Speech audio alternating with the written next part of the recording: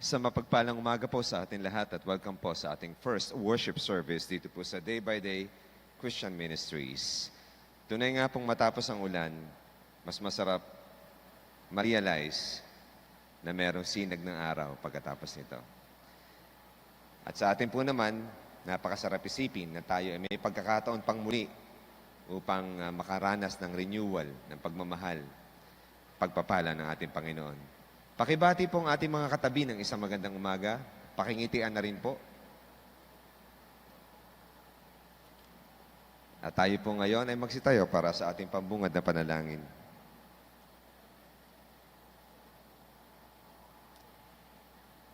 We come to you, Lord, in your majestic presence to renew and strengthen our bond with you.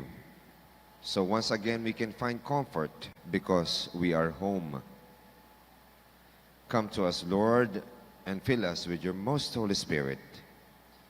We now open our hearts and our minds to you.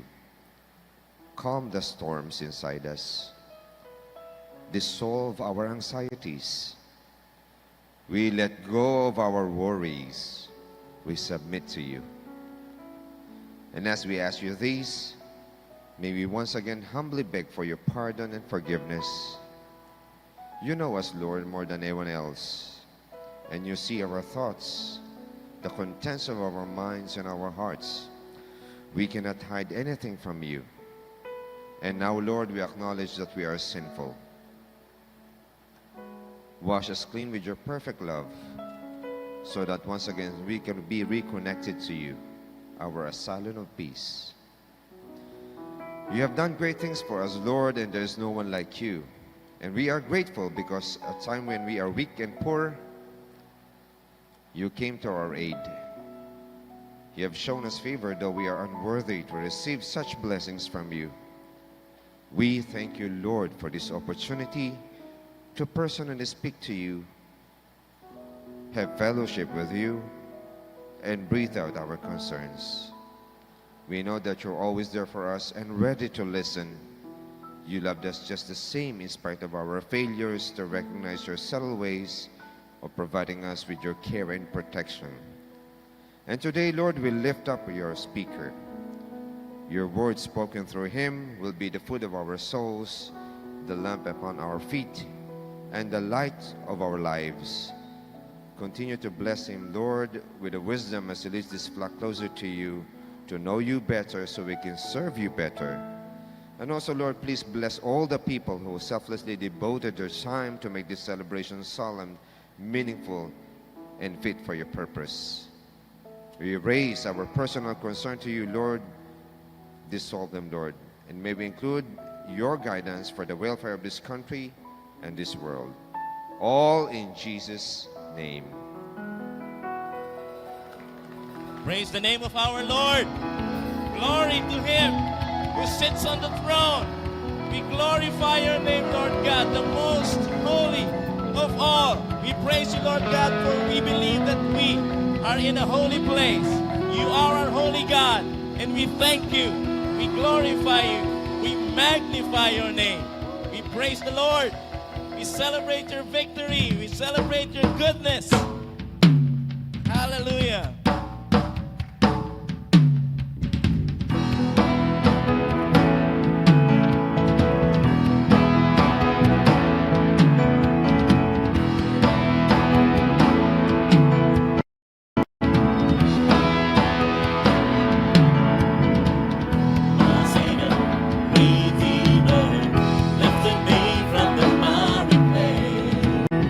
Almighty, forever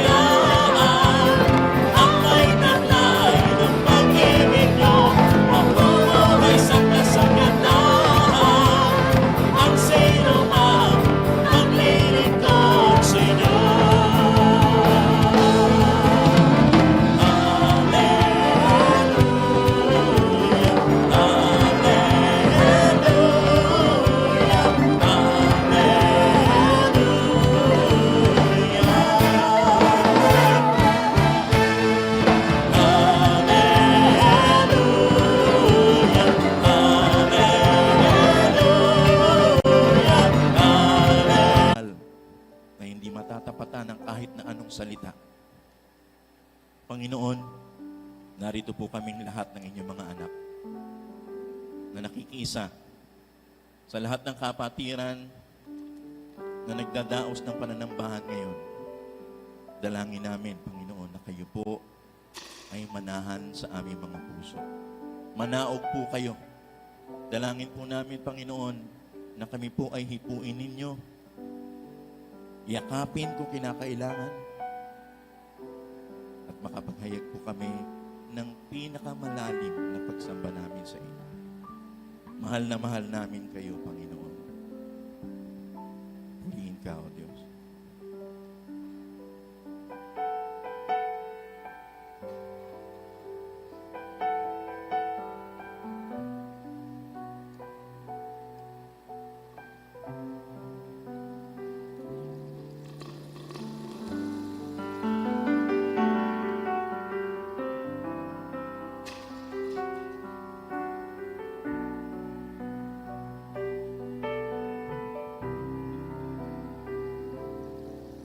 O Diyos, sa kabutihan niyo, ako'y naririto upang magpuri sa inyo.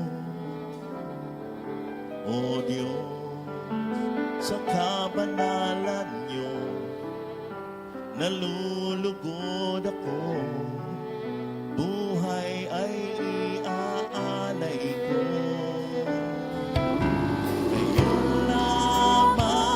Ang nagtiwala sa akin, O Diyos, di kita ibiguin. Magtatapat sa inyo, maglilingkod ako, O Diyos.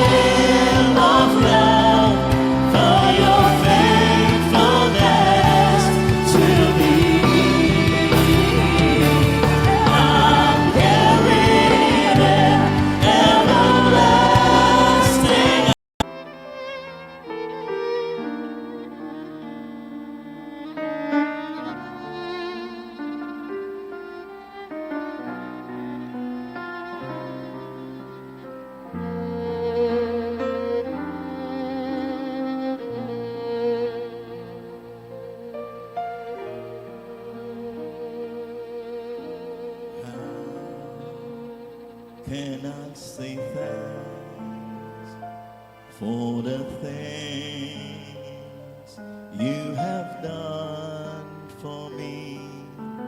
Things so undeserved, yet you gave to prove your love for me. The voices of a million angels could not express my gratitude. All that I am and ever hope to be,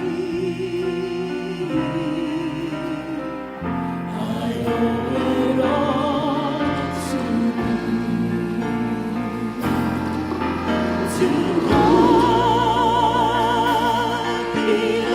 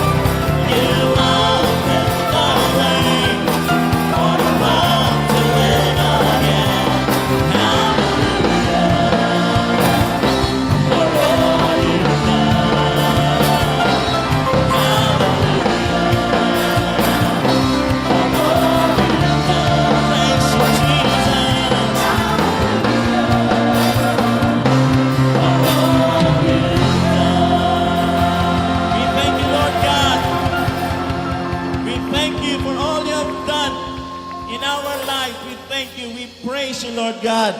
We thank you for our salvation, for our everlasting life.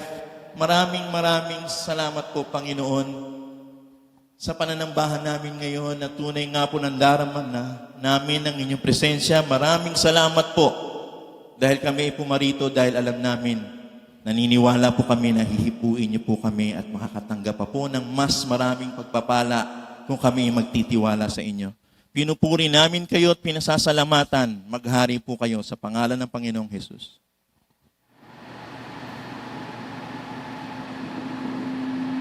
Proverbs 23:33. You will see weird things, and your mind will play tricks on you.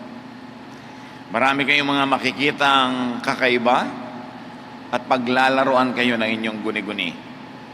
The devil in your mind.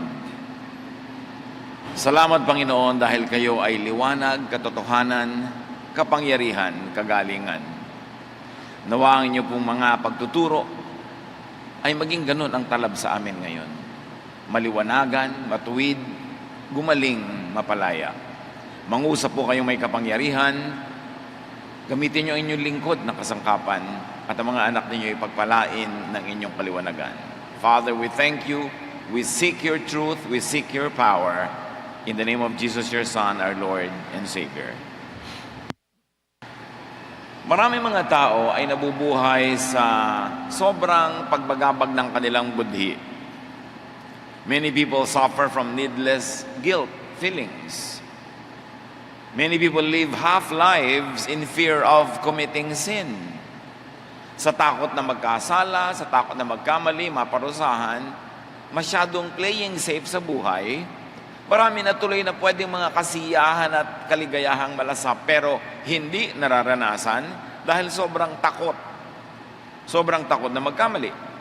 At marami mga tao, they overblame and overcredit the devil. Lagi nilang nandun ang devil, laging devil ang nakakapangyari at nananalo sa kanilang buhay sa tingin nila. But that evil thought in your mind is probably not of the devil and definitely not of God. Marami tayong sobrang ibinibigay na credit sa devil na, ay, pinagawa to sa akin ng devil, ay, kinausap ko ng devil, ay, nanalo ang devil sa buhay ko. Pero madalas, guni-guni lang natin yon. Maraming mga iniisip nating mga kasalanan at kamalian sa ating isip, hindi naman talaga yung devil ang naglalagay, kundi tayo. While meron naman talagang devil ang naglalagay, pero sobrang dami ang pinagbibintangan natin na siyang naglagay, yung pala tayo rin naman ang may likha. James 1:13, don't blame God when you are tempted. God cannot be tempted by evil, and He doesn't use evil to tempt others. Hindi nanunukso ang Diyos, at hindi gumagamit ang Diyos ng masama para manukso ng tao. What you call evil thought in your mind is most likely your own thought. And when it is not really evil, but you still call it evil, it's probably your own judgment on your own thought. Sa aking karanasan sa counseling, kahit sa Facebook, kahit sa personal counseling, ang daming mga tao, pinoproblema, hindi naman dapat problemahin. Lagi itinatanong, kasalanan po ba ito? Kasalanan po ba yun? Nagkasala po ako. Pero kung susuriin mo, wala naman talagang kasalanan sa ginawa nila. Na buo na lang sa isip nila kung kani-kano nila namana, napulot, nakasalanan ng isang bagay na kung tutuusin, pag talagang pinag-aralan mo sa Biblia, hindi naman kasalanan. Nagiging kasalanan lang dahil binasa, ininterpret at inapply nung unang panahon ng mga generations of teachers and believers and religions na kasalanan. Pero pag bumalik ka sa basic teaching of God, pag binasa mo sa tamang konteksto, hindi iniwalay dun sa kapaligiran kung bakit itinuro yun, hindi naman talaga kasalanan. Ang dami-daming pagdurusa ng tao, lungkot, usig ng budhi, guilt, at yung iba nagpapakamatay pa, sa mga bagay na kung tutuusin, kung Diyos lamang ang tatanungin diretsahan, hindi naman kasalanan. pinagmukhalang kasalanan ng mga peddlers, controllers, dispensers of religion. All throughout history and all civilizations, lalo dun sa mga salvation-centered religions, sobrang dinevelop ng mga religious teachers yung concept of sin and forgiveness. Tapos yung church ang merong hawak ng power to forgive, na ang forgiveness in the longest time in history ay nabibili, nababayaran. Kaya gusto-gusto ng religions na ang mga tao guilty. Kasi pag guilty sila, bayad sila ng bayad. Kaya dinevelop yung concept of confession to one another, especially to religious leaders. Because when there is sin, when there is guilt, you need confession, but confession is in the hands of the religious powers. Therefore, guilt empowers religion and disempowers people. May komersyo ang pagbibigay ng kapatawaran sa kasalanan. Nabibili. 2,000 taon ang nabibili yan. And going beyond Christian church history, even going back to the history of Israel, laging ang daming offering. Kung ano-anong offering pag may kasalanan ka. Kaya sobrang ibinibigay ng emphasis ng religion ang pagiltihin ng mga tao. Mas maraming kasalanan, mas maraming guilt, mas maraming ambag, mas maraming bayad, mas maraming donasyon. Mas humihina yung posisyon ng tao, mas lumalakas yung posisyon ng religious institution. Pero yun ba talaga ang kalooban ng Diyos? Yung ba talagang mga sinasabi sa atin ng religious leaders and teachers and institutions na kasalanan ay kasalanan nga ba sa tingin ng Diyos? Religion has been notorious for creating needless guilt. Kaya yung mga taong tahimik ang buhay, madalas pag napasama sa mga mahihigpit at maraming mga bawal-bawal na relihiyon, yung dating tahimik nilang buhay, ngayon punong-puno ng guilt, punong-puno ng mga pagtatago, pagkukunwari, pagbabalat kayo, at pagbabayad ng kasalanan, na yung dating hindi naman nila iniinda, ngayon iniinda na nila kasi sobra silang tinuruan ng daming konsepto ng kasalanan. Religion has been notorious for making people feel guilty based only on invented teachings or twisted interpretation and application. Kaya pati tuloy ang isinusuot, nagiging kasalanan na kung mali ang suot, haba ng buhok, kinakain, sinasabi, paraan ng pagdarasal, saang direksyon haharap pag nagdarasal. Dumami ang mga batas na hindi naman kayang sundin ng mga tao, dumami tuloy ang guilt. Kaya mas maraming psychologically disturbed among the religious than among those who are not so religious. Kasi ang mga sobrang religyoso, lalo't na-expose sa very conservative and controlling teachings, siyempre sa dami ng mga batas, ang dami nilang nabe-break, lagi tuloy silang guilty. Guilt needs forgiveness. Forgiveness empowers the dispenser of the forgiveness. Therefore, guilt of people means power to religious institutions. Kaya galit na galit si Jesus sa mga bagay na yan. Sa napakaraming mga bawal and do's and don'ts, na kumbaga, pinagbawal yon dahil alam na hindi mo masusunod. Therefore, pag hindi mo nasunod, magigilty ka. Pag nagilty ka, lalapit ka sa religious institution, bibili ka, hihingi ka, magmamakaawa ka ng forgiveness, it empowers the institution. At kitang-kita yun ni Jesus, kaya tinuligsan niya. Sabi ni Jesus sa Matthew 15, 7-9, "And you are nothing but show-offs." Sinasabi niya ito sa mga religious leaders. Isaiah, the prophet, was right when he wrote that God had said, "All of you praise me with your words, but you never really think about me. It is useless for you to worship me when you teach rules made up by humans." Sabi ni Jesus sa mga religious leaders of his time, tamang-tama ang propetang si Isaiah nung sinabi niya sa inyo na ipinapasabi ng Diyos sa inyo na walang kakwenta-kwenta sa Diyos ang inyong mga pagsamba, mga pag-awit, kasi hindi naman talaga kayo maka-Diyos. Bali, wala ang pagsamba nyo kung umiimbento naman kayo ng mga katuruan na gawa-gawa nyo lamang. Imagine. The religious system making up rules that could not be followed and obeyed anyway. Rules that make people guilty because they could not be obeyed anyway.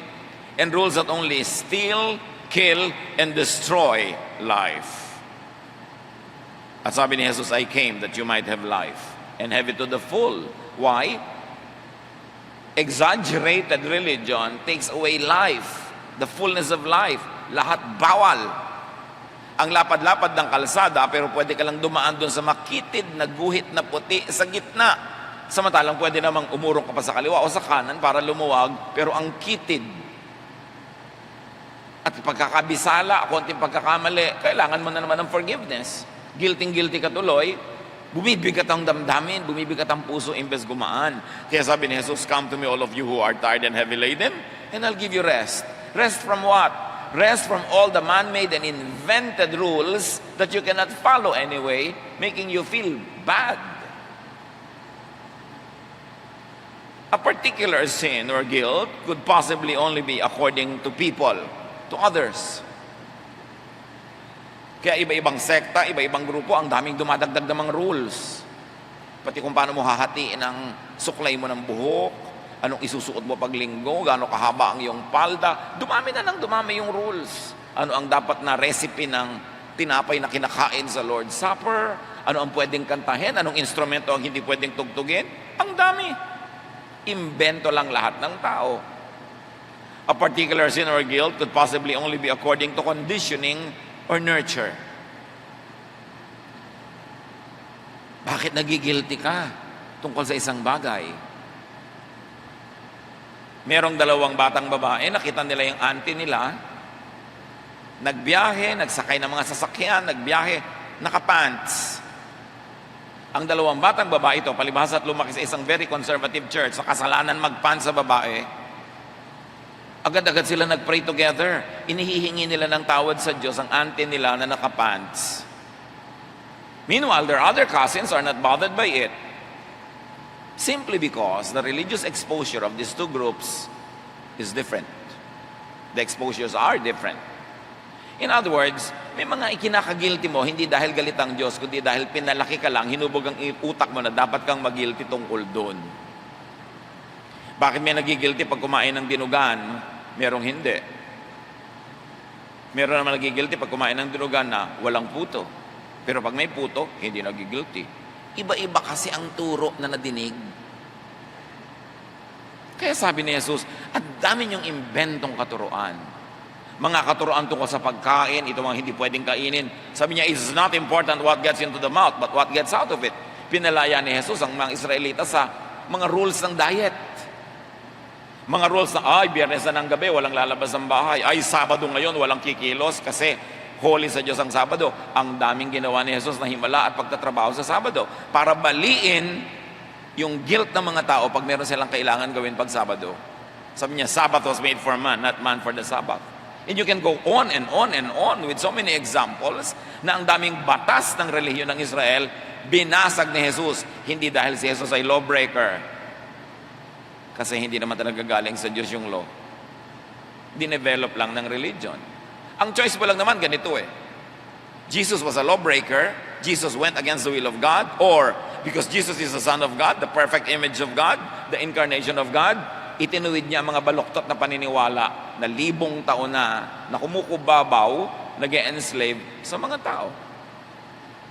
A particular sin or guilt could possibly only be according to impressions. Akala mo lang, pinaglalaroan ka lang ng yung guni-guni. Tulad ng yung mga sobrang espiritual na tao, nakakakita ng demonyo sa loob ng tasa ng kape. Yung iba naman, hindi. Kasi masyadong malikot ang guni-guni nila. Kumbinsido sila na sila espiritual, sila seer, marami silang nakikita. At pag kinonvince mo ang utak mo na gano'n, talagang makakakita ka ng demonyo sa arrangement ng leaves, sa ulap. Tulad din na nakakakita ka ng mga poon, santo at santa sa ulap. Kanya-kanyang impression. Kaya sabi sa Bible, your mind will play tricks on you.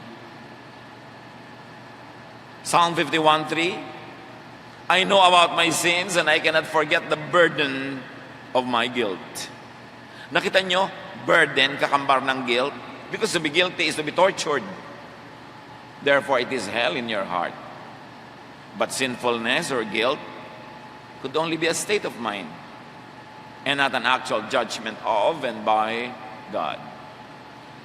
Totoo, merong mangilan-ngilang talagang kasalanan na hindi dapat gawin. Totoo yun. At pag ginawa, dapat mag-guilty para magbago. Pero ang daming dagdag ng mga tao ng religion na hindi naman talaga kasalanan, pinagawa lang at pinagmukhang kasalanan, nagigilty tuloy ang mga tao at nahihirapan sa buhay. Dapat suriin at alamin kung alin ang alin. Alin ang dapat talagang seriously sundin at alin yung sa iba na, ay, invento lang yan ng tao, invento lang yan ng reliyon. Si Jesus nga, binasag yan. Si Jesus nga, hindi sinunod yan. Si Jesus nga, pinalaya ang mga tao dyan eh. Bakit ako magpapaalipin uli? Sayang naman si Jesus. In fact, pati yung mga tinatawag ng mga tao na demonic possession, hindi naman lahat possession talaga eh. Some demonic possession, as people think they are, could be an issue of mental health or illness. It could only come from clinical depression or schizophrenia. Yes, may totoong demonic possession, pero baka 95% ng akala natin demonic possession, depression lang pala. May clinical explanation. Na nung araw, yung mga matatanda noong unang panahon, wala naman silang clinical explanation, kaya anything like that, demonyo agad ang dahilan. But now, we are gifted with knowledge, and the Lord has revealed so much of what we should know through science. Science could be God's last prophet. Maraming na ituturo at ang paliwanag ang Diyos sa pamamagitan ng siyensya. At ang siyensya, hindi kalaban ng tunay na pananalig. Sa siyensya, nadidiscover lang natin how things work. But you know that it is God who created things and made things work. So nakikilala natin lalo ang Diyos sa pamamagitan ng siyensya. Hindi dapat pagbanggain ang siyensya at pananalig sa tunay na Diyos, bagamat kung minsan ang siyensya at relihiyon, lalo't old-fashioned, ay magkabangga. Kasi maraming kadiliman ang isip ng old-fashioned religion dahil nung nilikha ang mga doktrina at mga teaching noon, ang mga tao, yung marami pang hindi alam. Tapos nagpapanggap silang Diyos ang may sabi sa kanila, but proven by time and proven by knowledge and discoveries, na yung mga paniniwala nila hindi based on fact, not based on science, not based on natural law, of which God is the author. Kaya mahalaga mulat ang isip. For example, 18:10, the next day the Lord let an evil spirit take control of Saul, and he began acting like a crazy man inside his house. You see, evil spirit and crazy related in the same verse. Kasi marami talagang craziness, akala lang natin evil spirit, akala nung nag-o-observe evil spirit, isusulat niya evil spirit kasi hindi pa niya alam na mayroong such a thing as depression and schizophrenia. Kaya even the terminologies used in ancient times should be reread now in the light of knowledge of science. Hindi masama ang science kasi Diyos ang may likha ng lahat ng natural law. At yung science naman, dinidiscover lang what is natural law. Gravity, force, velocity, quantum physics, the power of light. Lahat yan, Diyos ang may likha. Because everything on earth is the Lord's.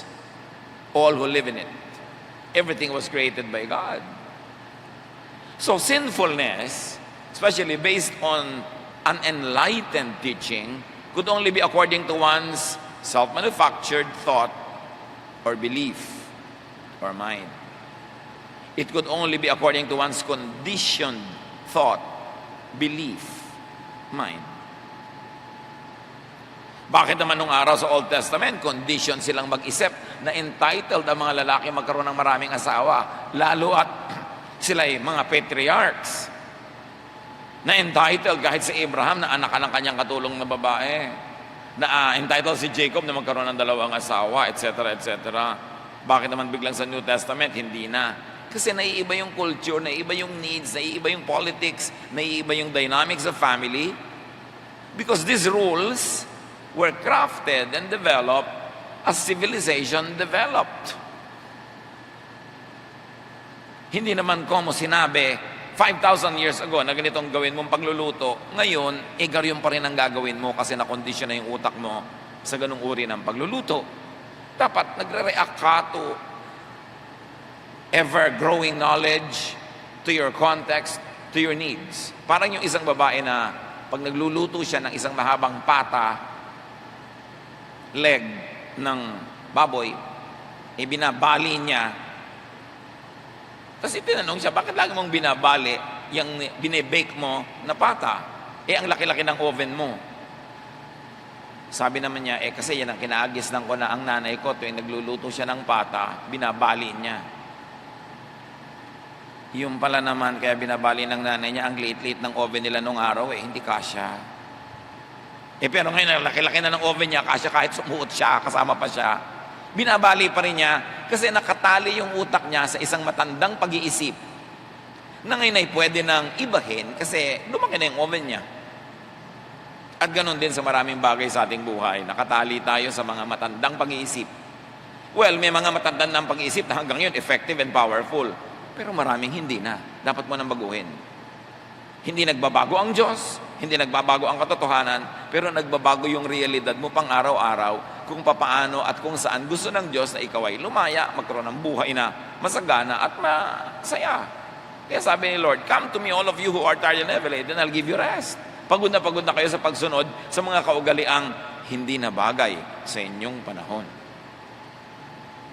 Conditioned, nurtured by social mores, religion, and legal structures, many minds are really not free.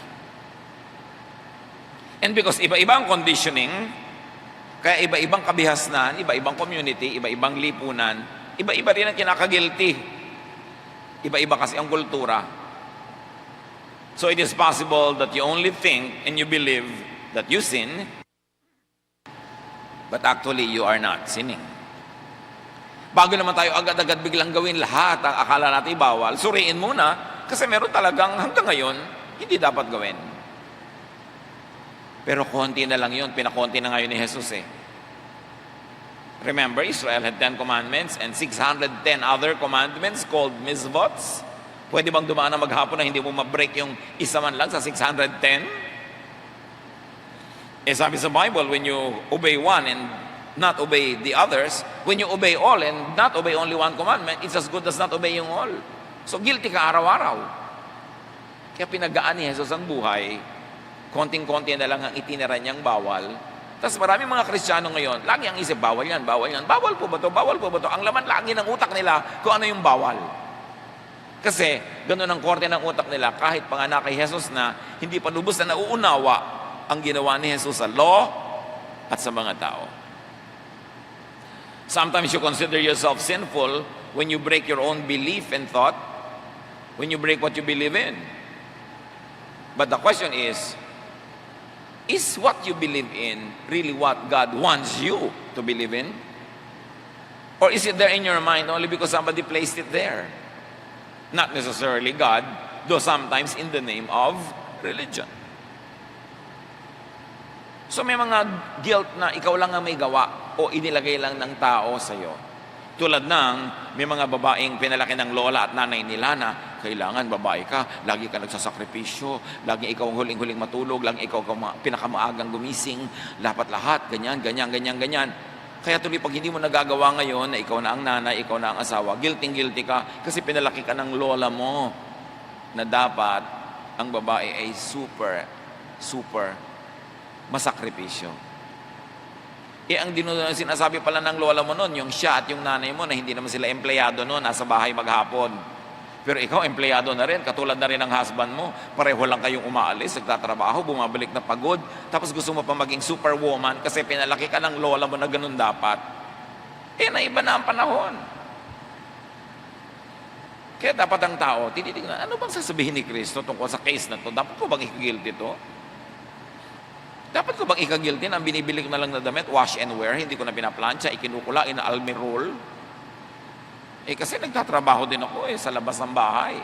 Wala na akong masyadong maraming oras. Pwede ko ba talagang isigang na lang yung bangos, ihulog ko doon sa sabaw at kumulo siya? O kailangan ko pa talaga siyang durugin, tanggalan ng tini, lagyan ng sahog, igisa, at ibalik doon sa balat ng bangos, tahiin, at iprito para relyeno ang bangos? Kasi ako dapat yung perfect mother.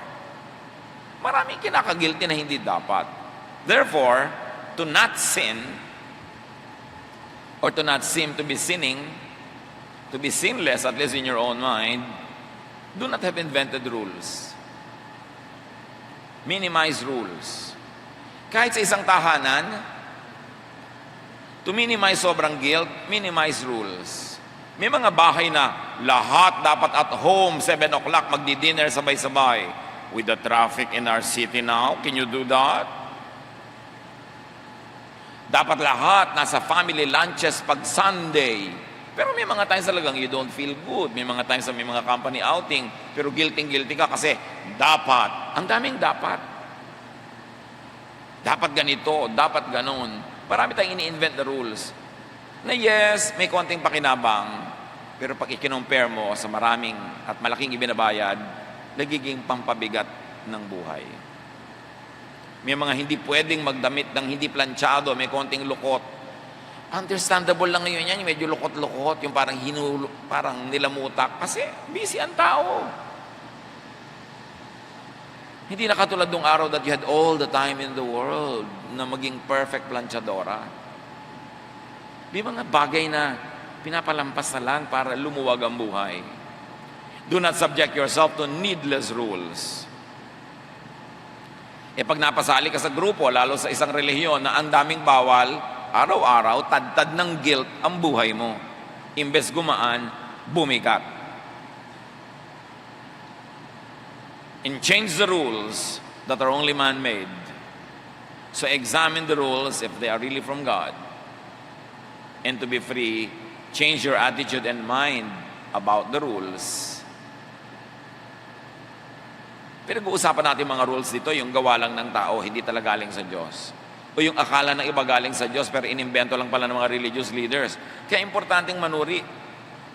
And it's always more liberating if you have the choice to be liberal than conservative.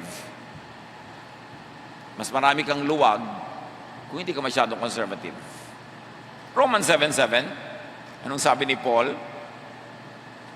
If it had not been for the law, I would not have known what sin is really like. Sabi niya, kung hindi lang naman may law, di hindi ako sinful. Kaya lang naman ako nagiging sinful kasi may law na hindi ko naman masunod. For example, sabi niya, I would not have known what it means to want something that belongs to someone else unless the law had told me not to do this.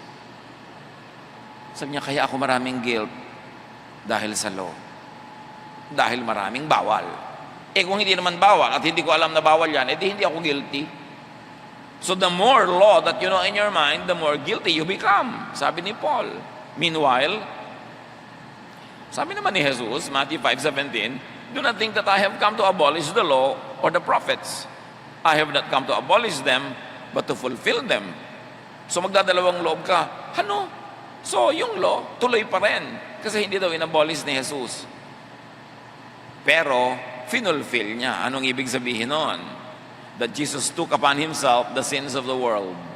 Lahat ng ipinaparatang, ibinibintang, ibinubunto ng law na kasalanan ng tao, inako ni Jesus at binayaran niya ng kanyang buhay, therefore bayad na. Jesus received all the punishment prescribed by the law, thus fulfilling them. Kaya si Jesus ay nabato, nadura, nabugbog, napako, namatay, hinampas, lahat na. Therefore bayad.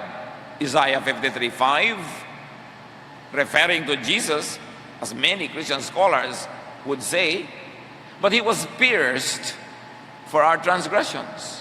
He was crushed for our iniquities. The punishment that brought us peace was on Him, and by His wounds, we are healed. Therefore, lahat ng kasalanan ng humanidad, ng sangkatauhan, in the past, in the present, and in the future, bayad na ni Jesus, who is the Son of God, whose sacrifice is timeless, good for the past, the present, and the future, because as far as the divine is concerned, there is no past, present, or future. Everything is an ongoing present. So yung ginawa ni Jesus 2,000 years ago is still effective now, and it will be effective forever because He is the Son of God. And yet, marami mga tao, Kristiyano na, pasan pa nila yung krus na kinuha na nga ni Jesus. Iniligtas na ni Jesus, nagbabato pa sa sarili, nagpapabato sa kapwa, at nambabato ng kapwa, hindi na nga ipinabato ni Jesus yung babae caught in an act that was considered sinful. parang walang Jesus, parang walang Savior, parang walang krus, parang walang resurrection. Samantalang sinabi, when Jesus died and resurrected, He completed once for all the payment for all sin. Real sin or imagined sin, all paid for. Romans 3:22, God treats everyone alike. He accepts people only because they have faith in Jesus Christ. Not because they obey laws, but because they have faith in Jesus Christ. Ang ginagawa naman ng iba, parang bulang lang, parang salad. Yes, I will have faith in Jesus Christ, that He has paid for all my sins, that He has paid for all the law requires. And at the same time, I will still obey the law, I will still feel guilty when I break it, I will still be enslaved by the law. So magkahalo yung dalawa. Sabi sa Bible, no person who is double-minded will please God. Naniniwala ka either that you are saved by your faith in the perfect work of Christ, or you have to work out your own salvation and obey all the laws, and when you break one, though you break the others, though you obey the others, you are still a sinner. Well, you only have to subscribe to one school of thought. You cannot have both. Which is the confused state of many so-called Christians today. Isang paa nasa law, isang paa nasa grace of God. Kaya lito. But Jesus voided the law and its effect on the world. Pinawalang bisa na ni Jesus ang law, as very dramatically demonstrated by His dealing with the law of the Sabbath, the law on diets, the law governing women's behavior, na hindi sila pwede maging leader, makihalubilo sa mga lalaki, when God or the Lord Jesus Christ allowed Mary to sit with the men and be trained for leadership. Ang dami ng ginawa ni Jesus sa ganyan. Romans 10:4, sabi ni Paul, for Christ has brought the law to an end, so that everyone who believes is put right with God. So how are you put right with God? By obeying the law? No, by believing in Jesus. Believing in Jesus is equal to or greater than obeying all the laws. That's why Paul is very clear that it is by grace, not by works, that we are saved. And besides, if you will insist on obeying the law, you will never pass. You will always fail. People are made right not because of their passing grade, which no one can make, but because grading was altogether abolished by Jesus. In other words, pumasa ang buong section, hindi dahil lahat matataas ang grade, kundi dahil inalis ni Jesus ang grading system. Hindi automatic, pasado ang lahat. Sabi sa James 2, when you break one of the laws, you break all. James 2:10. At sabi sa Romans 3:10, no one is righteous, not even one. So how can you insist on being guilt-free by obeying the law when no one can be righteous? Because when you break one law, though you obey the others, you are considered as a lawbreaker anyway. Kaya ang solusyon ni Jesus, wala na lang grade, di pasado lahat. Ako na lang ang kukuha ng exam for everybody by proxy, di pasado lahat. Tapos ikaw ngayon, pinipilit mo pang bumalik doon sa examination room, ibabagsak mo din lang naman. Tapos guilty kapag bumabagsak ka. Parang wala kang Jesus, parang wala kang Savior. Galatians 3:24-25, and so the law was in charge of us until Christ came, in order that we might then be put right with God through faith. Yun daw law, may effect lang hanggang dumating si Jesus. Pero nung dumating na si Jesus, yung grace na, yung love of God, the perfect sacrifice of Christ na ang mahalaga para ang tao ay malagay sa matuwid na kalagayan in relationship with God.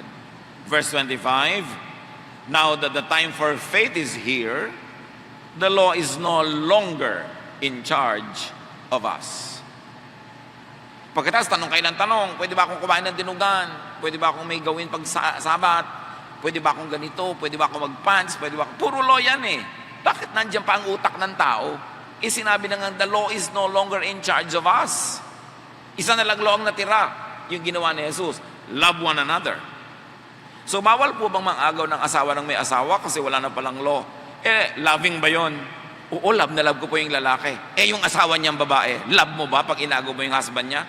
Hindi po. Therefore, bawal pa rin agawin yan kasi hindi loving. Pero, pwede ko na po bang paiksiin ang buhok ko, kababae kong tao? Pag ba pinaiksi mo yung buhok mo, you hate others? May napapahamak ba? May napapasama? Wala po. Di pwede. Pwede ko bang kalbuhin yung kapwa ko dahil naiinis ako sa buhok niya? Ang ganda-ganda. Loving ba yun na kumalbo ka ng kapwa? Hindi po. Hindi ka naman barbero. Hindi po. Di bawal pa rin. Kaya yung love, bagamat isang commandment yun, maraming covered. Ang itatanong mo lang lagi, is this loving?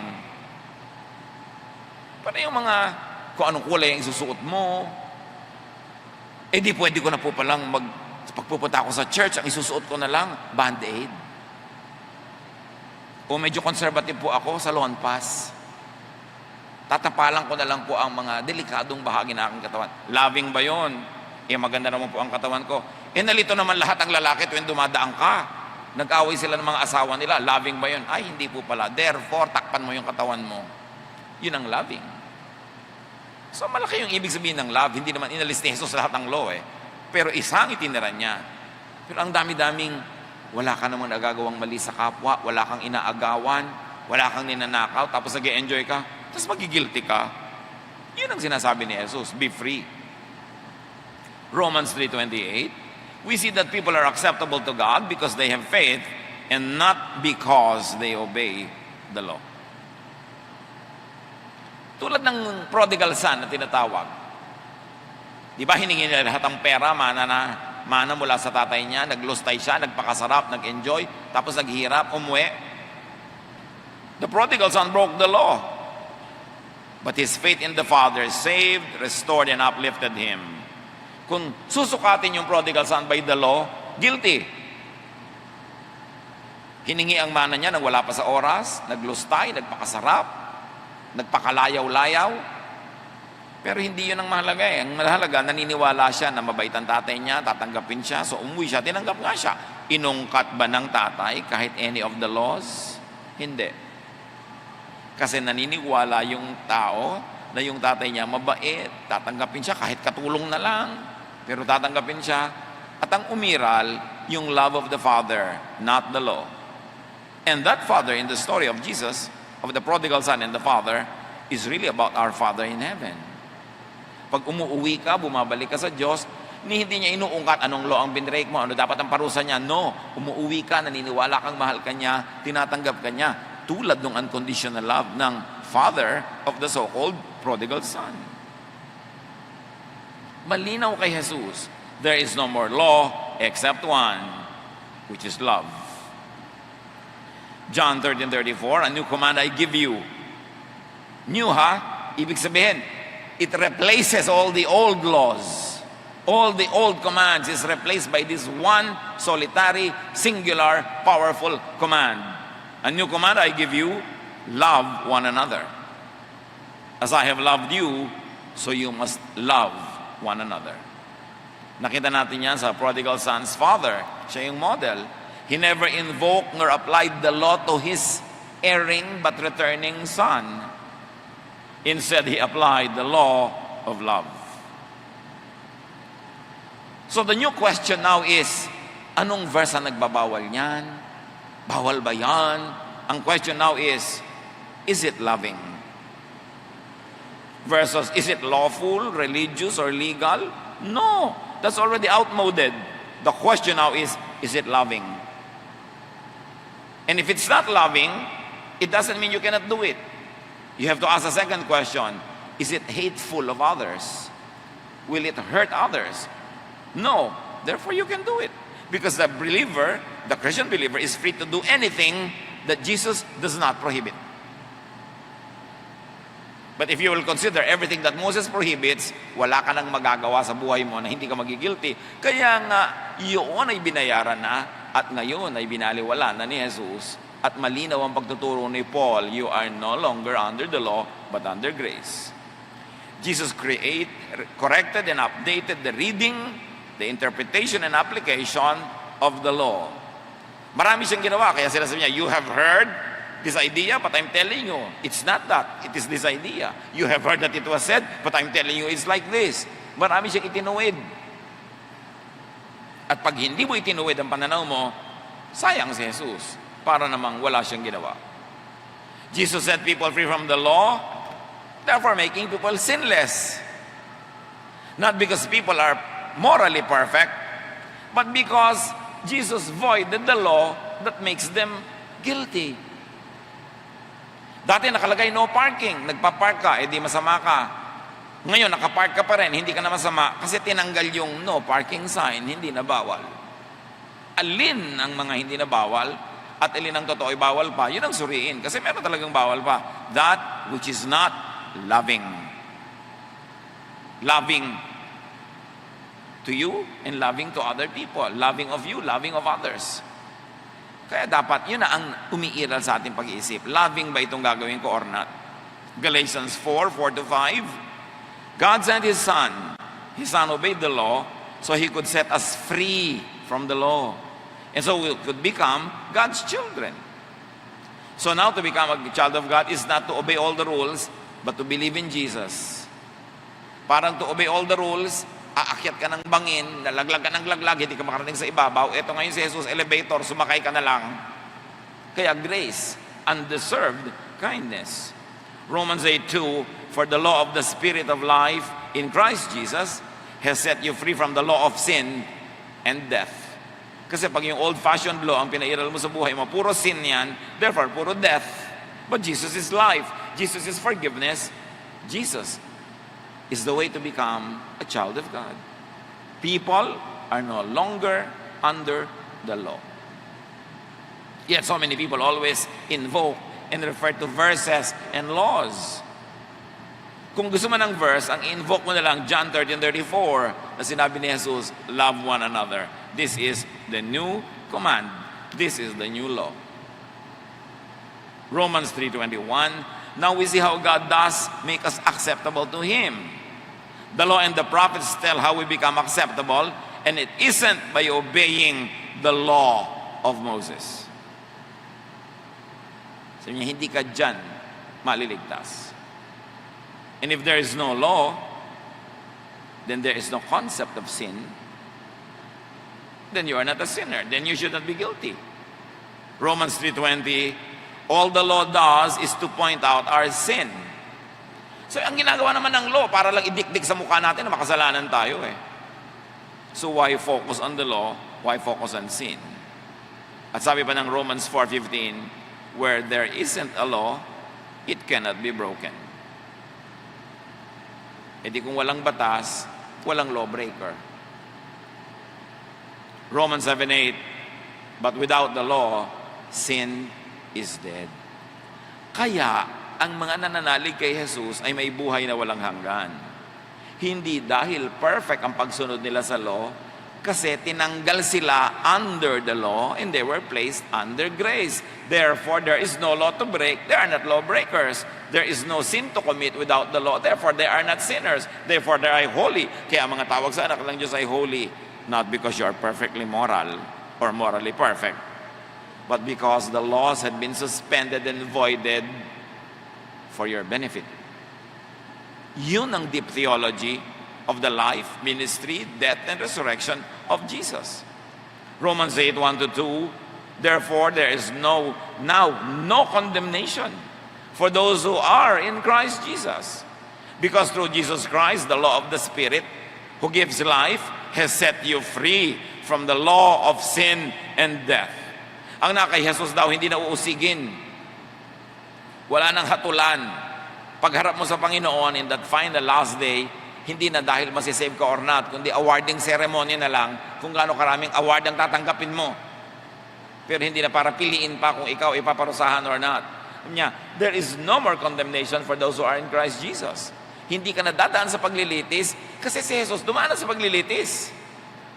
Hindi ka na paparusahan kasi siya na ang tumanggap ng parusa. Hindi ka na mamamatay kasi siya ang namatay at nabuhay na muli para sa iyo. Kaya meron tayong Savior. Behave as if and because you have a Savior. Tigilan na ang sobrang obsession with law, with sin, with guilt, and judgment of yourself and others. Be free. Sabi ni Lord, come and rest. I want you to have life. Peaceful, restful. Pero pag lagi kang guilty, lagi kang naghaharap ng kasalanan mo at kasalanan ng iba, anong klaseng peace yun? Hindi yun magiging peace. Kaya sabi sa Romans 6:14, don't let sin keep ruling your lives. Huwag laging sin ang laman ng utak, sin mo, sin ng iba, batuhan kayo ng batuhan kasi sin ang issue. You are ruled by God's kindness and not by the law. So why don't you be kind to others? Nakikita mo, nakakasala yung iba according to the law, babatuhin mo according to the law, hindi ka na nga under the law. Why don't you be kind instead? Sa halip na maging legalistic, judgmental, and self-righteous. Sabi ganon, tigilan nyo na ang issue ng sin. Lampas na kayo doon. Mag-master kayo, mag-PhD kayo, magpakadalubhasa kayo sa kindness. Hindi sa judgment. So do not be fixated on sin. Do not be oppressed by the issue of sin. Do not throw the law, do not throw verses, do not throw stones that condemn others and yourself. Instead, love one another, just as God loved us through Jesus. Galatians 5:4, those of you who try to be put right with God by obeying the law have cut yourselves off from Christ. You are outside God's grace. Ang mga pilit pa rin nagsisikap to earn merits, to judge themselves and others by obeying the law, pinuputol nyo ang relasyon nyo kay Jesus. Nagiging outsider kayo sa grasya ng Diyos kasi hindi kayo umaasa sa grasya, dumedepende na naman kayo sa works, sa performance, sa pagpasa sa exam. So doble ang disadvantage when you flee to the law, when you invoke the law, when you position yourself under the law. One, you will fail because you cannot pass it. Number two, you cut your relationship with Jesus. Because your relationship with Jesus is premised on one condition, contract, provision, that you believe that the work of Jesus is enough to save you from all that you have done and cannot do. Therefore, you are saved not because of your performance, not because you obey the law, but because of Jesus. Then you are, and you belong to Jesus. But if you insist on the law, you go back to the law, you disregard the work of Christ, you cut your relationship with Jesus. At bahala ka sa buhay mo. Sige, magpaka-perfect ka. Sundin mo lahat. Total, ipinipilit mo. But when you cannot obey all, why insist on one or two or three when breaking one and obeying all the others is equivalent to breaking all? Bakit ka magpapagod? The other hell could only be in your mind. Hell, in some cases, could only be a mental condition. At pag nabubuhay ka sa guilt, sa takot, hell yon. So ang impyerno, bukod dun sa impyernong tinutukoy sa eternity, yung impyerno dito sa buhay ngayon, nasa isip, nasa pag-iisip. Nababalisa ka, nagugulumihanan, natatakot kasi nakasaksak sa loob ng utak mo ang law. Inversely, the other heaven could be in the mind, could be a mental condition. Nasa isip din, nasa pag-iisip din. Sino ang humubog ng iyong utak? Ano ang korte ng iyong utak at pananalig? Dahil yon ang magbibigay ng desisyon kung anong uri ng buhay magkakaroon ka sa mundo. But have we been changed by our faith in the Lord? Kaya ang sabi sa Romans 12:2, be changed by the renewing of your mind. Baguhin mo ang buhay mo, baguhin mo ang nararamdaman mo, baguhin mo ang emosyon mo sa isang bagay lang. Baguhin mo ang paraan ng iyong pag-iisip. Isunod mo kay Jesus ang iyong isip. Papaghariin mo si Jesus sa iyong isip. Hindi ang demonyo, hindi ang law, hindi kung sino-sino, si Jesus. At magkakaroon ka ng kapayapaan, katahimikan. Matatanggap mo ang iyong sarili, matatanggap mo ang iyong kapwa, dahil pare-pareho lang naman tayong umaasa sa kabaitan ng Diyos. Yes, there is the devil out there. But most of the time, the devil is in your mind. The devil that tortures you could be in your mind, created by others and placed there, or created by yourself. Kaya sabi sa Proverbs 23:33, you will see weird things, and your mind will play tricks on you. Nagigilty ka dahil lang yung mind mo ang nagpapagilty sa'yo, dahil may laman yun ng mga thoughts na pampagilty. Tahimik ang isip mo, kasi may mga laman na nakakapagpapayapa ng isip. While there is, and there are issues that you really should be bothered about, konti lang yon. Ang higit na nakararami, imbento lang natin o imbento ng kapwa. Even many visions and dreams and so-called revelations and other fears could only be in the mind. Created by conditioning, by auto-suggestion, or by obsession. Kaya yung mga obsessed sa end times, laging napapanaginipan ng end times. At paggising, kinausap ako ng Diyos. Sinabi sa akin ng Diyos, yung palang guni-guni lang niya yun. Kasi kung ano yung iniisip mo, ano yung nasa guni-guni mo, kinakatakutan mo, o gustong-gusto mo, laging papasok sa utak mo yun, lalo pagka you are not in control of your mind when you are sleeping. Kaya hindi lahat ng panaginip ay bigay ng Diyos. Kasi kadalasan, kung anong iniisip mo, yun ang mapapaginipan mo. So ikaw din ang manufacturer ng dream. Kasi may vision ka. Meron ka na naman ganito, merong ganon. Meron palang vision na ibinibigay ang Diyos para gawin natin ang isang bagay. Ba't hindi ibinibigay sa aming lahat? Ba't sa'yo lang? O ikaw lang ang may makating guni-guni? Dapat natin suriin ang ganito mga bagay. Bagamat, meron pa rin mga totoong visions. Totoong mga dreams from God. Pero dapat mong suriin in relationship to the love of God through Jesus. Meron naman pamantayan para kapitan si Jesus. Para salain, suriin ang lahat ng ating mga paniniwala at hindi paniniwala. What do you feel guilty about? Ano ang dala ng budhin nyo ngayon? Ano ang araw-araw ay bumabagabag sa inyo? Marami mga young people, lalo't nag-church, tapos may mga ibang sources of knowledge. Lagi nagtatanong, kasalanan po ba ito? Kasalanan po ba yun? Kasalanan po ba yun? Si Jesus ang tanongin mo. Pag si Moses ang tinanong mo, kasalanan lahat yan.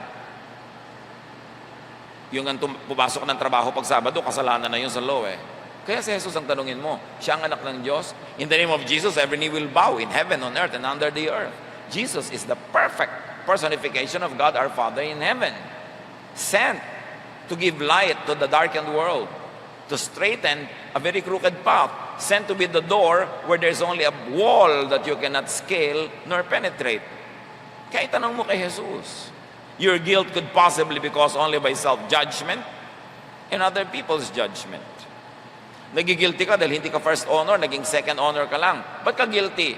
Kasi yung nanay mo, nagdagdag sa'yo, dapat first ka, dapat first ka, dapat first ka. Kung hanggang doon lang talaga yung kaya mo, ba't ka magigilty? Although, kung nagpabaya ka, na pwede ka naman sana naging first, pero hindi ka nagpabaya, magiging first ka, pwede ka magilty-gilty ng konti para ituwid mo ang iyong pamamaraan. So, ang laging tanong mo, saan ang gagaling yung guilt? Sound ba yung basis? O, yun lang ang expectation ng iba, yun ang standard ng iba. Your guilt could possibly be caused only by social, religious, and legal conditioning and nurture. Kaya iba-iba ang kinakagilty ng mga tao sa iba't ibang sibilisasyon. Habang may iisa namang Diyos. Kasi iba-iba rin yung hindi mabuti para sa kanila at mabuti para sa ibang lahi. So review your guilt. Review your hell. Review your devil. Ang itatanong mo lang, ikinakagilty mo, did I break the law of love? If you didn't, then don't be guilty. Because Jesus gave us just one new command. Accept yourself, accept others. Live at peace with yourself, even with what many people call imperfection or wrong, as long as you pass the love test of Jesus and rest in Jesus. Drive your devil, your hell, and your guilt away. Sabi sa James 4:7, resist the devil, and he will flee from you. Apply it to guilt. Resist your guilt. Drive your guilt away, and it will go away if the guilt is not really based on breaking the law of Jesus. Resist self-manufactured guilt, and it will go away. Your devil, your hell, your guilt is removed forever by Jesus. Jesus paid the legal punishment, and Jesus changed the law, the rule, setting you free from condemnation and guilt. Well, some basic real sins still are effective. Many of our guilt, much of our guilt, is not really premised on the Jesus truth, but only on religious conditioning because of the law. Be free in the Lord.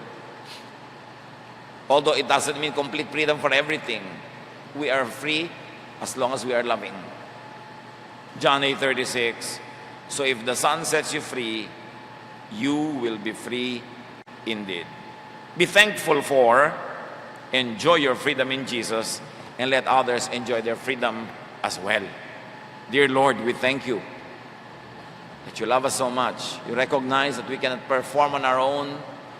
Father, you sent your Son Jesus to die in our place, to fulfill all the requirements of the law, and then to void and remove the law so that your children can live guilt-free, not because we are worthy, not because we are morally perfect, but because we are made your children not by our performance, but by the performance of your Son Jesus. Ipaunawa niyo sa amin ang halaga nito, palayain kami at kami man nagpalaya sa aming mga kapwa. Pagbulay-bulayan natin sumandali ang kahulugan nito sa ating pang-araw-araw na buhay, and in quiet prayer, surrender your guilt to the Lord. Maybe you are carrying a load you don't have to carry. Sabi ni Lord, come to me and I'll give you rest. Find rest in Jesus. Lord, as your people remain silent for a while, continue teaching us. Let your voice be heard by everyone, in particular, in the basis and in the context of each one's personal life. Spend some time with the Lord.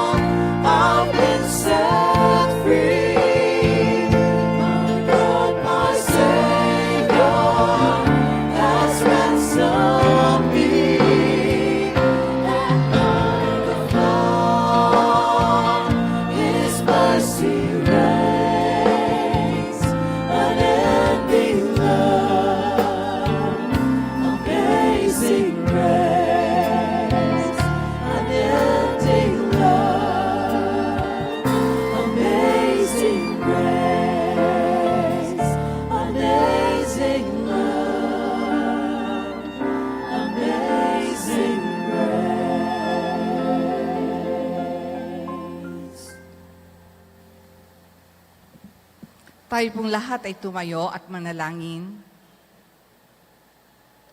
Diyos Ama, good morning po. Thank you for giving us the desire to worship you today, learn, and give you our gift of thanks.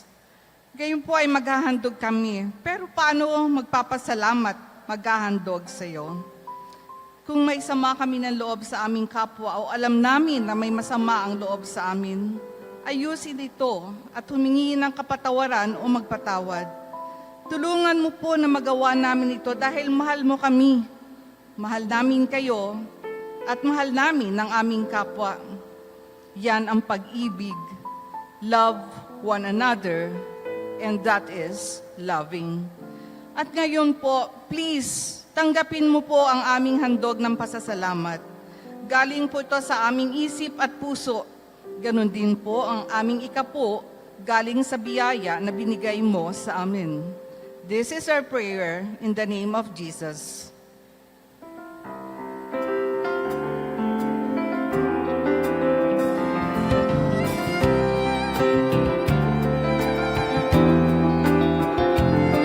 Sa iba't ibigay ay huwag manhod. Sa inyong paalam kami naghahandog. Kayo ay kapal, lumikha ng lahat.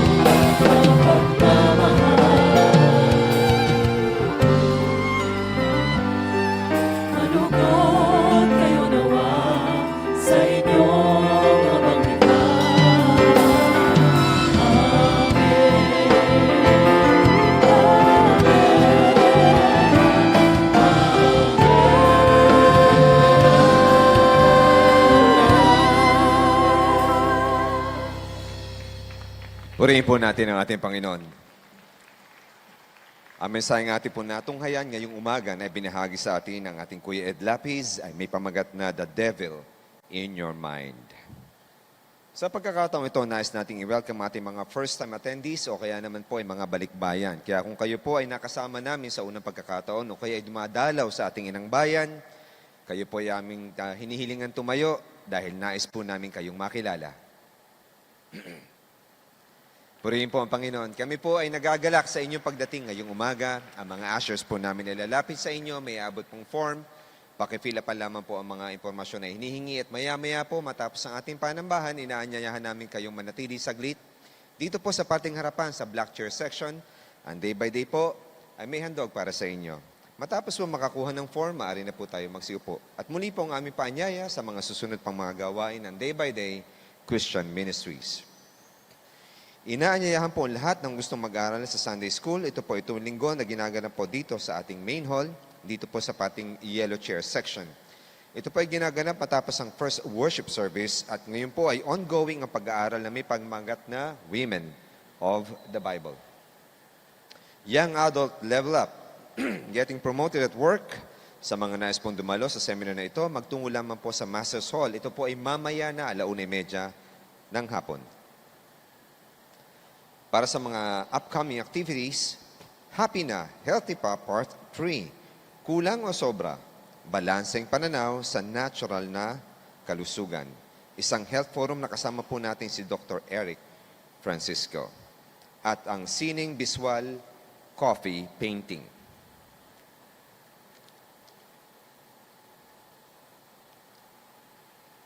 For our announcement, we respectfully like to call the attention of our check donors. Those of you who have checks that might have not been cleared by your respective banks yet, please see our accounts office to claim them.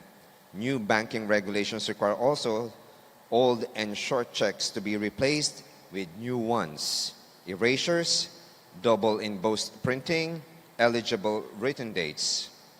For future donations, tithes, or offerings, we kindly ask you to write checks in favor of Day by Day Christian Ministries Incorporated or DBD Christian Ministry. Blessings to all. Isang magandang umaga po muli sa inyo lahat at muli po ang paanyaya sa ating pagkikita-kita sa dating na Miyerkules, Everybody's Worship, 7:00 ng gabi, dito po sa Bulwagan ng Panginoon. Para po sa karagdagang balita, panoorin po natin ito.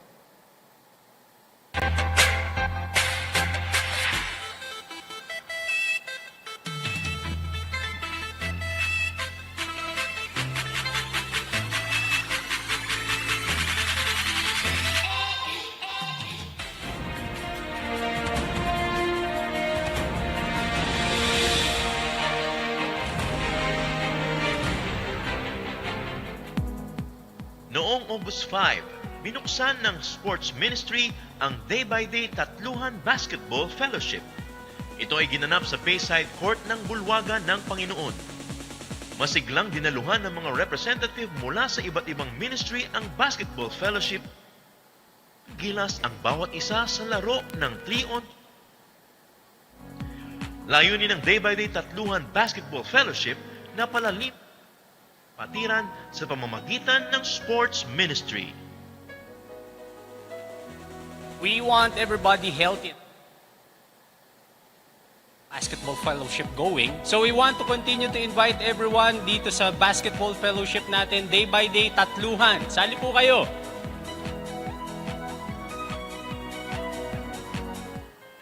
Pagbati sa mga bagong kasal. Denny Villahermosa at Ana Lorlina Daquel. At Jose Fausto Mante at Paula Victoria Ching. Mabuhay ang bagong kasal! Inaanyayahan ang mga first-time attendees, guest at mga balikbayan sa Mabuhay Sambahay. Matatagpuan sa Yellow Side Garden ng Bulwagan ng Panginoon. Maki-fellowship at makipagkilala sa mga kapwa first-time attendees, guest at mga balikbayan pagkatapos ng ating worship celebration. Mabuhay Sambahay!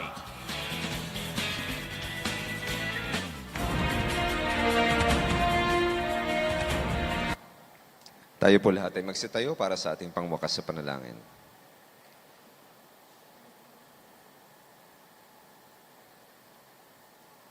Our Father and our God, we are privileged and grateful for the enlightenment that we have received this morning through your words. Sa aming patuloy na paglago, Panginoon, ay lalo namin napapagtanto ng aming katwiran ay napakaliit kumpara sa iyong kaalaman. Maraming salamat sa pagpupuno ninyo ng aming mga pagkukulang sa aming mga puso at isipan ng iyong makapangyarihang salita upang kami ay lalo lumago at mamunga. And as we leave this place of worship, Lord, and go on with our blessed life that you have created for us, we humbly ask you again to sustain us with your grace. Grant us the discernment to discover more of the gifts in store for us that you promise that you will pour upon us if we keep our constant faith in you alone. And we express our complete dependence on you, God, and we put our hope in you, for we know we cannot make it on our own. We amount to nothing without you, Lord. And so we entrust ourselves and of those who are dear to us in your care. Give us the strength, Lord, to ward off the works of the wicked. We ask you to heal us from our ailments, Lord, and fill us again with vigor and vitality so we can fulfill your calling and to live up the purpose of life you have created for us.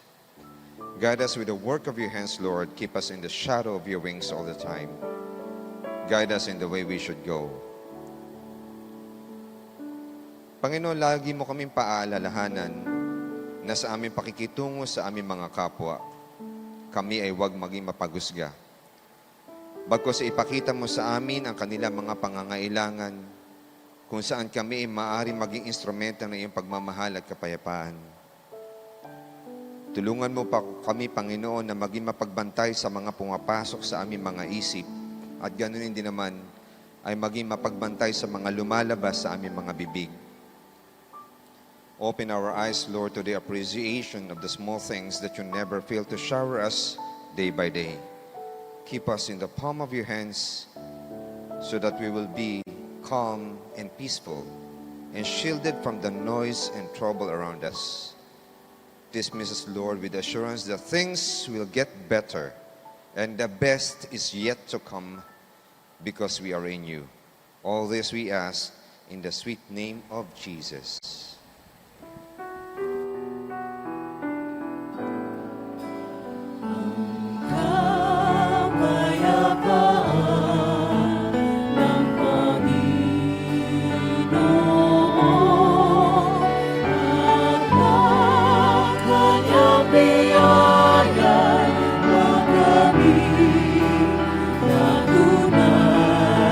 Sa ating paglayo